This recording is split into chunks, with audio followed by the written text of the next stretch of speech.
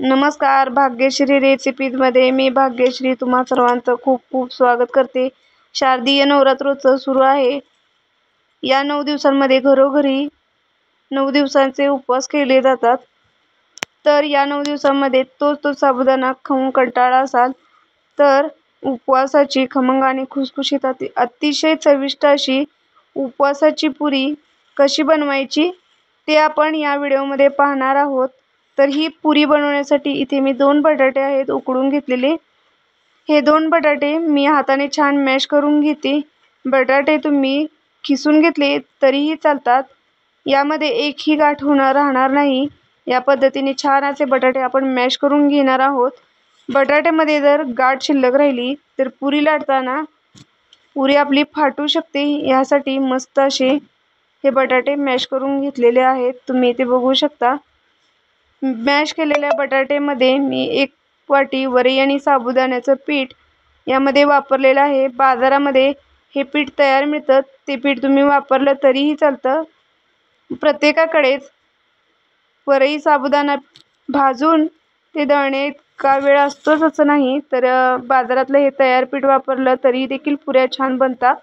यामध्ये आता मी चवीपुरते मीठ घातलेलं आहे। त्यानंतर 1 चमचा शिमला मिरची पावडर घातलेली आहे आणि थोडीशी स्पायसी आणि चविष्ट पुरी बनण्यासाठी 1 चमचा मी मिरचीची पेस्ट घातलेली आहे।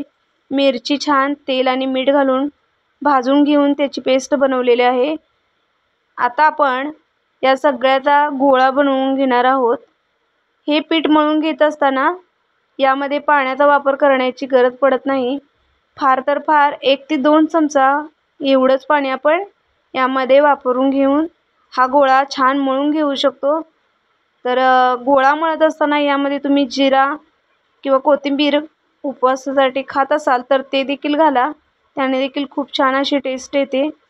इथे मी गोळा मळून तयार केलेला आहे। यावरती आता मी 1 ते 2 चमचे होतील छोटे एवढं तेल घालून गोळा पुन्हा तेलामध्ये छान असा एकजीव करून घेते। 10 ते 15 मिनिट तुमच्याकडे वेळ असेल तर यावरती ओलं कापड घालून 10-15 मिनिटासाठी बाजूला ठेवून द्यायचं आहे। माझ्याकडे तेवढा वेळ नव्हता, त्यामुळे मी पटकन याच्या पुऱ्या लाटायला घेतलेल्या आहेत। छान असा एक गोळा बनवून घेते आणि आता पुरी लाटून घेऊया आपण याची। पुरी लाटत असताना तुम्ही पीठ किंवा तेल काहीही वापरून याची पुरी लाटू शकता। मी ते पिठाचा वापर करून छान अशी पुरी लाटून घेतलेली आहे। वरई आणि साबुदाण्याचं पीठ फारसं चिकट नसतं, त्यामुळे त्याच्या कडा एकसारख्या होत नाहीत। तर या कडा एकसारख्या करण्यासाठी 1 वाटीने मी छान असं प्रेस करून घेतलेलं आहे, जेणेकरून याच्या कडा एकसारख्या होतील। तुम्ही इथे बघू शकता एकसारख्या छान अशा आपल्या कडा झालेल्या आहेत। पुरी आपण लाटल्यानंतर हातावरती इथे मी घेऊन दाखवते, जास्त पातळ नाही किंवा जास्त पातळ देखील नाही किंवा जास्त जाड देखील नाही। तेल इथे गरम करून घेतलेलं आहे। तेलामध्ये पुरी टाकल्यानंतर इथे बघू शकता मस्त अशी टम्म अशी आपली पुरी फुगलेली आहे। तर पुरी छान भाजल्यानंतर मी एका ताटामध्ये काढून घेते। तर या पद्धतीने अतिशय झटपट अशा या पुऱ्या आपण बनवणार आहोत।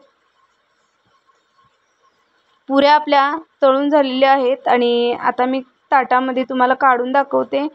इथे तुम्ही बघू शकता अगदी मस्त अशा टम्म फुगलेल्या आपल्या पुऱ्या बनवून तयार झालेल्या आहेत। अतिशय झटपट आणि चविष्ट अशी ही रेसिपी आहे। हा व्हिडिओ तुम्हाला कसा वाटला कमेंट करून नक्की सांगा। व्हिडिओ जर आवडला असेल तर लाईक, शेअर आणि सबस्क्राईब करायला विसरू नका। बेल आयकॉनला देखील प्रेस करा, म्हणजेच असे छान छान व्हिडिओ मी अपलोड केले की लगेचच त्यातून नोटिफिकेशन तुम्हाला मिळेल आणि सगळ्यात अगोदर आपल्या रेसिपी तुम्हाला पाहता येतील। तर वेळात वेळ काढून आपली ही रेसिपी पाहिली त्याबद्दल तुम्हा सर्वांचे खूप खूप आभार। भेटूया पुन्हा अशा छानशा रेसिपी सोबत। धन्यवाद।